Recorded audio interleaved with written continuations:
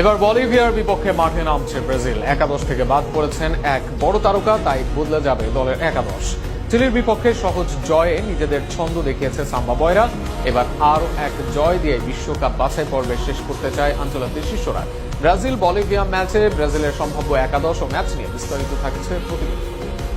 বিশ্বকাপ বাছাই পর্বে আগামী বুধবার বলিভিয়ার বিপক্ষে মাঠে নামছে ব্রাজিল। ম্যাচটি অনুষ্ঠিত হবে এল আলতোতে, সমুদ্রপৃষ্ঠ থেকে যা প্রায় ৪,৫০০ মিটার উঁচুতে। এমন পরিবেশে খেলা সবসময় কঠিন, আর তাই একাদশ গঠনে বাড়তি মনোযোগ দিচ্ছেন কোচ কার্লো আনচেলত্তি। যদিও তিনি এখনো চূড়ান্ত দল ঘোষণা করেনি, তবে ওয়ান ফুটবলের তথ্য অনুযায়ী অনুশীলনেই ইঙ্গিত মিলছে কিছু পরিবর্তনের। রবিবার গ্রামজা কুমারীতে অনুশীলনে রক্ষণভাগে নতুন জুটি গড়ে ওঠে। ফ্যাবিজিও ব্রুনো ও আলেক্সান্দ্রো রিবেইরোকে একসঙ্গে খেলতে দেখা যায়, যারা সম্ভবত মূল রক্ষণ সামলাবে।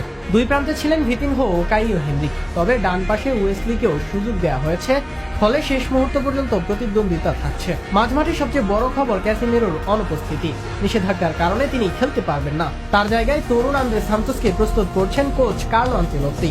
অন্যদিকে সৃজনশীল ভূমিকায় দেখা গিয়েছে লুকাস পাকুয়েতাকে, যিনি ব্রুনো গিমারেজের স্থলাভিষিক্ত হতে পারেন। এতে রক্ষণ সামলানো আর আক্রমণ গড়ে তোলার দায়িত্ব আলাদা করে ভাগ হয়ে যাবে আন্দ্রে সান্তোস ও পাকুয়েতার মধ্যে।